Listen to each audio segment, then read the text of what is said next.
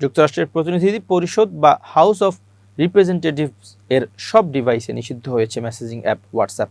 সোমবার house of representatives এর কর্মীদের উদ্দেশ্যে পাঠানো এক নোটিশে বলা হয়েছে, এখন থেকে যুক্তরাষ্ট্রের হাউস অফ রিপ্রেজেন্টেটিভস এর সব ডিভাইসে নিষিদ্ধ মেটা মালিকানাধীন অ্যাপটি। নোটিশে আরও বলা হয়েছে, ব্যবহারকারীদের জন্য হোয়াটসঅ্যাপকে উচ্চ ঝুঁকিপূর্ণ অ্যাপ হিসেবে চিহ্নিত করেছে যুক্তরাষ্ট্রের সাইবার সিকিউরিটি অফিস, কারণ কিভাবে ব্যবহারকারীদের তথ্য সুরক্ষিত রাখে সে বিষয়ে পর্যাপ্ত স্বচ্ছতা নেই অ্যাপটির।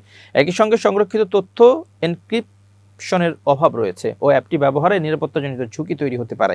হোয়াটসঅ্যাপের বদলে মাইক্রোসফটের টিমস, অ্যামাজনের ইউকার, সিগন্যাল, অ্যাপেলের আইমেসেজ ও ফেস টাইম সহ অন্যান্য মেসেজিং অ্যাপ ব্যবহারের পরামর্শ দিয়েছে হাউস অফ রিপ্রেজেন্টেটিভস এর প্রধান প্রশাসনিক কর্মকর্তার পক্ষ থেকে পাঠানো ওই নোটিশে কথা বলা হয়। এ বিষয়ে রয়টার্সের মন্তব্যের অনুরোধে সাড়া দেয়নি হোয়াটসঅ্যাপের মূল কোম্পানি মেটা। মেটা এআই ও 3K ক্যামেরা সহ স্পোর্টস প্রেমীদের নতুন প্রজন্মের স্মার্ট গ্লাস, মেটা এআই ও 3K ক্যামেরা সহ স্পোর্টস প্রেমীদের নতুন প্রজন্মের স্মার্ট গ্লাস হোয়াটসঅ্যাপের মতোই টু এন্ড এনক্রিপ্টেড মেসেজিং ব্যবহার করে সিগন্যাল অ্যাপ।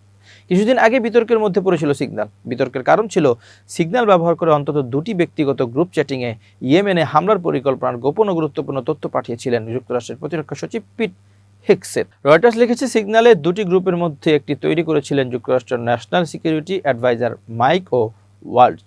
ওই গ্রুপ চ্যাটিংয়ে ছিলেন শীর্ষস্থানীয় মার্কিন নিরাপত্তা কর্মকর্তারা। তবে ভুলবশত সেখানে যুক্ত হয়ে যান আটলান্টিক ম্যাগাজিনের সম্পাদক জেফ্রি গোল্ডবার্গ। অন্য গ্রুপটি তৈরি করেছিলেন পিট হেগসেথ নিজে, যেখানে তার স্ত্রী, ভাই এবং আরও প্রায় ডজন খানেক ব্যক্তিকে যোগ করেছিলেন তিনি। আগে থেকেই নিজেদের কর্মীদের সিগন্যাল অ্যাপ ব্যবহার না করার জন্য সতর্ক করেছিলেন মার্কিন সামরিক দপ্তর পেন্টাগন, কারণ অ্যাপটিতে প্রযুক্তিগত দুর্বলতা আছে বলে সতর্ক করেছিল সংস্থাটি।